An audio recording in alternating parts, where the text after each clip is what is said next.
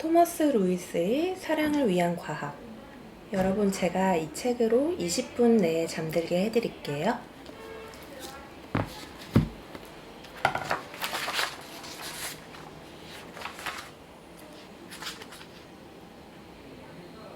서문. 사랑이란 무엇인가? 왜 어떤 사람들은 사랑을 발견하지 못하는가? 외로움이란 또 무엇인가? 사랑은 왜 상처를 주는가? 타인과의 관계란 무엇인가? 그것은 어떻게 작용하는가? 그리고 그 이유는 무엇인가? 이러한 질문에 대답하기 위해 사람들의 가장 깊숙한 내면의 비밀을 드러내는 것이 이 책의 목적이다. 인류가 출현한 이래로 모든 인간을 예측하기 힘들 뿐 아니라 난폭하고 혼란스럽게 움직이는 사랑이라는 감정과 힘겹게 싸워야 했다. 과학은 거의 도움이 되지 못했다. 기원전 450년에 서구 최초의 의사인 히포크라테스는 감정은 뇌에서 방출되는 것이라고 추정했다. 그는 옳았다. 그러나 그 후 2100년 동안 의학은 감정과 관련된 세부적 진실을 규명하는데 한 걸음도 더 나아가지 못했다. 마음의 문제들은 단지 예술의 문제였고 지금까지도 마음은 문학, 노래, 시, 그림, 조각, 무용 등에 의해 둘러싸여 있다. 지난 10년 동안 뇌에 관한 과학적 발견이 폭발적으로 이루어졌다. 그것은 우리가 우리 자신과의 관계나 우리의 자녀들, 그리고 우리 사회를 생각하는 사고방식을 결정적으로 변화시킬 수 있는 혁명의 도화선이었다. 과학은 마침내 인류의 해묵은 문제를 꿰뚫어 볼 수 있는 눈을 갖게 됐다. 과학이 발견한 진실은 사랑의 내면적 작용에 대한 현대의 이론들을 깊이 있게 해명할 수 있을 만큼 그 빛을 환하게 밝히고 있다. 인간의 심리를 설명하는 전통적 이론들에 따르면 열정은 야만시대의 찌꺼기이므로 지성이 감성을 지배하는 것이 문명의 승리라고 한다. 이러한 설명에서 도출되는 논리적인 결과는 무엇인가? 감정의 성수.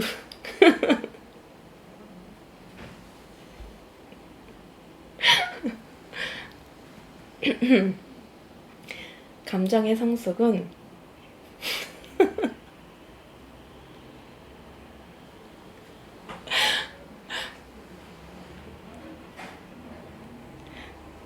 어떡하지?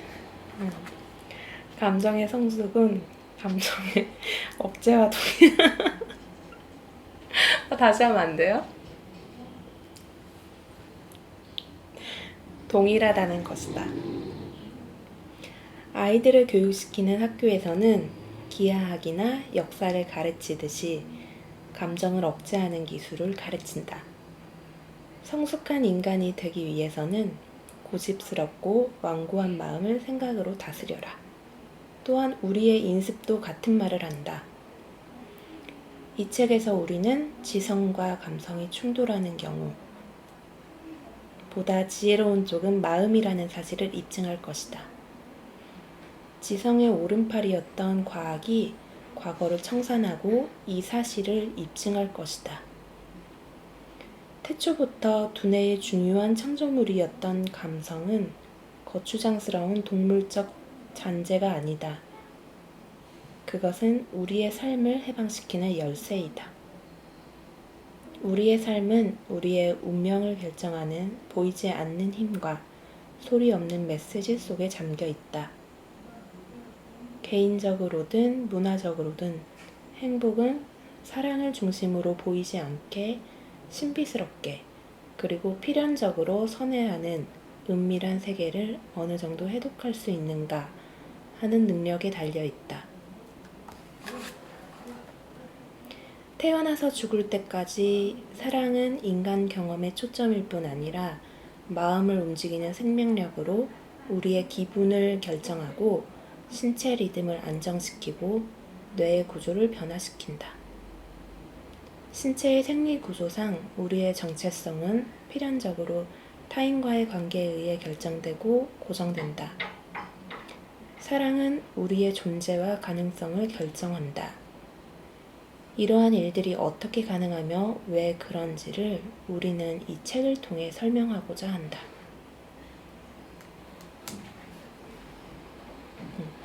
과학이 깊은 잠에 빠져 있던 여러 세기 동안 인류는 오직 예술에 의존하여 마음의 신비를 기록해왔다. 그렇게 축적되어 온 지혜를 무시한다는 것은 대단히 어리석은 일이다.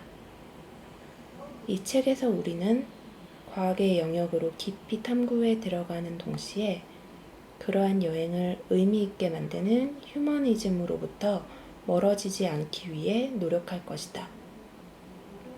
따라서 과학자와 경험론자들의 이론이 시인들, 철학자들, 왕들의 생각과 하나로 결합될 것이다. 그들의 출발점은 시간적으로, 공간적으로, 기질적으로 다르겠지만 이 책에서 그들의 목소리는 하나의 공통된 목표를 향해 합쳐질 것이다. 어떤 책이든 하나의 주장을 담고 있다. 그것은 깃털과 온이와 날카로운 화살 쪽에 매단 채 어슴풀에 빛나는 표적을 향해 문장 속을 꿰뚫고 나아가는 언어의 화살이다. 이 책에는 사랑에 관한 주장이 담겨 있다. 우리는 자식의 삶의 형태를 결정하는 부모의 헌신적 사랑, 연애의 생물학적 실체, 진실한 상호 결합이 가지는 치유력 등을 규명하고자 한다. 다음 장을 넘기는 순간 화살은 시위를 떠나 허공을 가를 것이다. 표적은 바로 여러분의 가슴이다.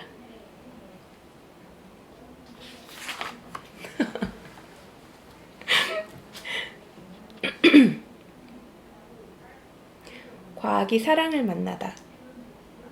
두 소녀가 한 줄의 시에서 인생의 비밀을 발견한다.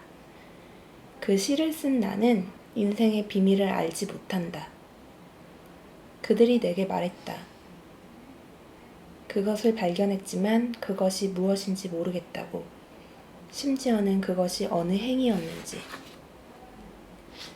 일주일이 지난 지금 그들은 분명 그 비밀을 잊었을 것이다. 그 행과 그 시의 제목까지도. 나는 그들이 사랑스럽다. 그들은 내가 발견하지 못한 것을 발견했으므로. 그들은 나를 사랑했고 내가 쓴 시를 사랑했고 그것을 잊었다. 그렇게. 죽음에 이를 때까지 수천 번 그들은 그 비밀을 다른 시, 다른 줄에서 발견할 것이고 다른 사건들 속에서 발견할 것이다. 나는 그들이 사랑스럽다. 그들은 그 비밀을 알고 싶어 하며 어딘가에 그 비밀이 있을 것이라 생각한다.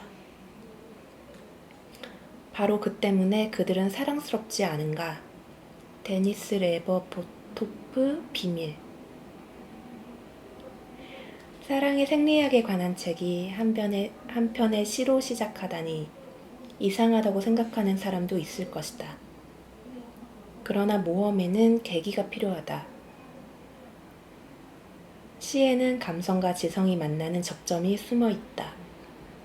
사실 우리의 감성 활동이 대부분 그러하다. 300여 년 전에 프랑스의 수학자 블레즈 파스칼은 마음은 이성이 전혀 모르는 자신만의 이유를 가지고 있다고 말했다. 파스칼도 그 이유는 알지 못했지만 어쨌든 그의 말은 옳았다. 몇 세기가 지난 지금 우리는 감성과 지성을 담당하는 두 개의 신경계가 독립적으로 작용하므로 우리의 마음과 생활에 이로 인한 틈이 형성된다는 사실을 알고 있다. 바로 이 균열 때문에 사람들은 열렬한 소망에도 불구하고 사랑에 관련된 신비한 현상들을 쉽게 꿰뚫어 보지 못한다. 두뇌의 구조상 인간의 감성 활동은 이성을 능가하도록 되어 있다. 이성만으로 여름날의 신기루처럼 시는 물론이고 인간의 감성에 결코 다가갈 수 없다. 사랑의 본질을 규명하는 일은 쉽지 않다. 그러나 사랑에는 고유한 질서와 구조가 있어서 그것을 탐지하고 발굴하고 탐험하는 일은 가능하다. 정서적 경험은 대단히 현란하고 복잡한 현상이지만 무에서 발생하지 않는다. 사랑은 분명 신경계의 활동에서 비롯되는 것으로 우리의 신경계가 복잡하지만 한편으로는 구체적이고 유형화된 생리적 규칙과 일치할 때 발생한다. 사랑은 물리적 세계의 일부이기 때문에 분명히 법칙적이다. 이 세계의 수많은 현상들처럼 사랑도 불변의 원리에 의해 지배되기 때문에 그 원리를 발견한다면 사랑을 설명할 수 있다. 만약 우리가 연구 대상과 방법을 안다면 절벽에서 떨어질 때 중력의 법칙이 작용한다는 것을 발견한 것처럼 개인의 감정을 지배하는 객관적인 원리들을 발견할 수 있을 것이다. 사랑의 원리를 밝히는 것은 엄청난 일이다. 사랑을 개념화하기 위해서는 감정의 심리를 전체적으로 조망할 수 있는 폭넓은 관점에 의존해야 한다. 그러나 현 시점에 가장 가까운 역사의 단면을 살펴봐도 그러한 과학은 존재하지 않는다. 고대 그리스에는 기하학, 천문학, 의학, 식물학 등 학과가 있었으나 인간의 감정을 설득력 있게 설명하려는 노력은 그 시대를 풍미했던 신화를 제외하고는 전무했다. 그러한 경험적 공백은 이후 수천 년 동안 지속되었다. 수많은 철학자들이 감성 활동에 대해 다양한 해석과 주장을 내놓았으나 감정과 열정을 체계적으로 분석하기 시작한 것은 19세기 말에 이르러서였다. 마음의 신비한 현상들이 처음으로 과학의 주목을 받기 시작했을 때에도 그 문제를 해결하는 데 과학적 기술이 필요하리라고는 누구도 상상하지 못했다.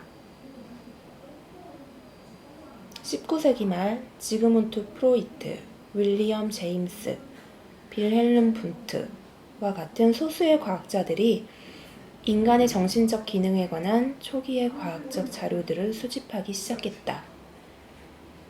그들은 뛰어난 선구자였지만 자연적인 마음의 활동, 즉 보고, 듣고, 생각하고, 원하고, 느끼는 등의 정신적 활동을 창조하기 위해 서로 결합하고 상호작용하는 극소의 신경기전들에 관해서는 알도리가 없었다.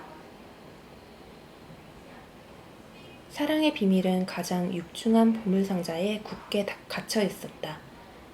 그리고 그 속에 담긴 것이 무수한 전류와 화학적 신호들에 의해 결집되어 살아있는 인간의 두뇌를 형성하는 100억 개의 세포였다.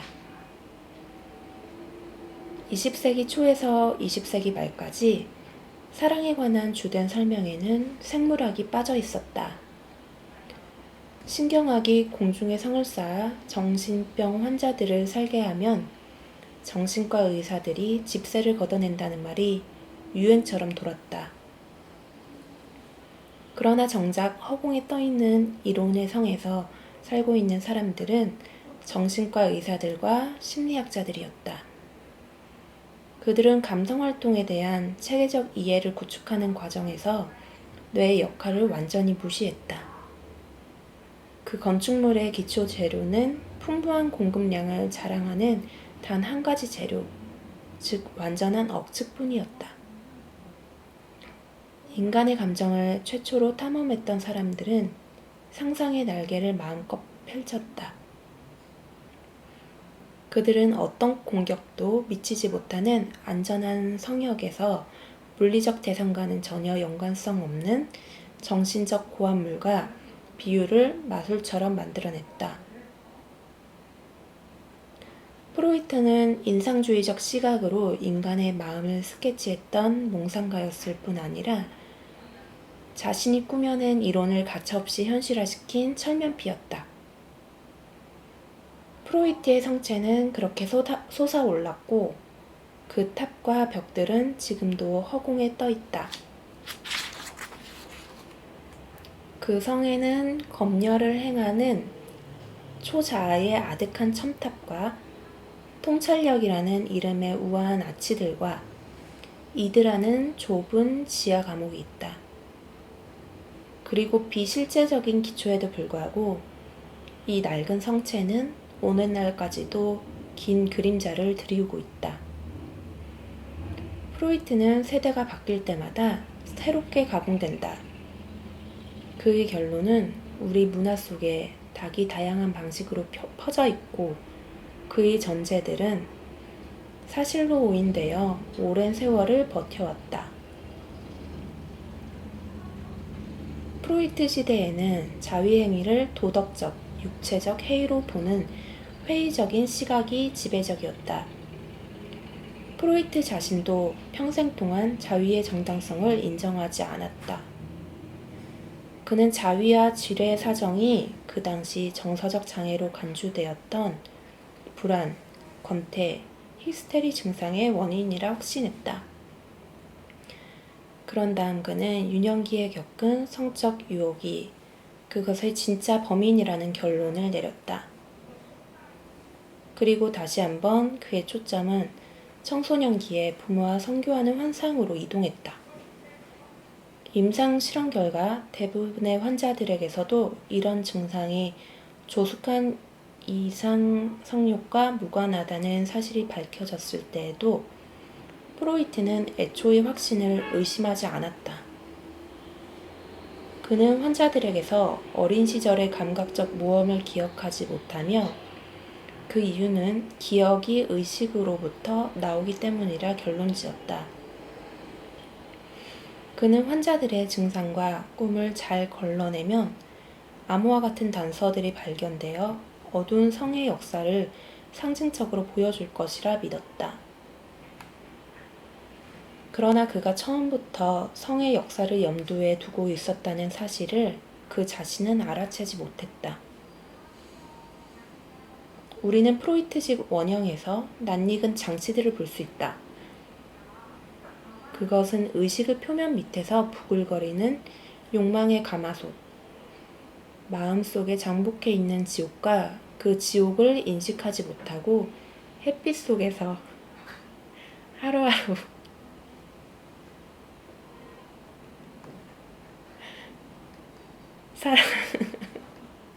살아가는 자아의 존재. 대리님 졸리세요? 모든 사람의 마음속에 반드시 존재하는 불길한 성욕의 흔적과 그것을 통찰함으로써 얻게 되는 치유력 등이다. 인간의 마음을 이런 식으로 설명한다면 사랑은 성적 쾌감과 도착에 불가피하게 종속된다.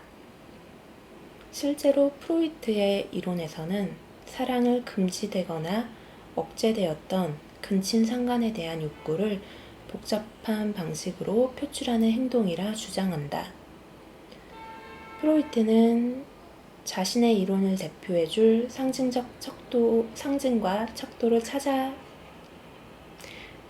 척도를 찾기 위해 그리스 영국의 목록을 뒤져 오이디푸스를 찾아냈다. 신들의 저주를 받은 오이디푸스는 자신도 모르는 사이에 성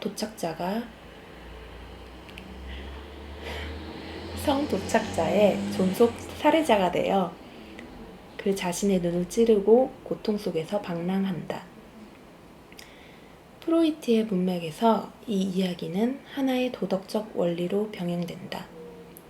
즉, 인간의 야만적 본성이 끔찍하고 공포스러운 수준까지 타락하는 것을 방지하려면 이성과 지성으로부터 교화의 힘을 얻어 마음을 지배해야 한다는 것이다.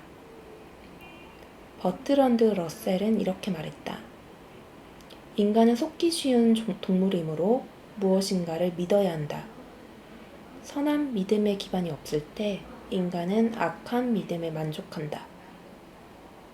어느 시대 어느 곳에든 사람들은 아무 설명이 없는 것보다 아무리 황당하고 잘못된 것이라도 어떤 설명이 주어지는 것을 더 좋아한다. 프로이트가 단호한 목소리로 인간의 어둡고 깊은 내면을 이해했다고 발표하자 확실성을 갈망했던 세상은 그의 이론으로 떼지어 몰려들었다.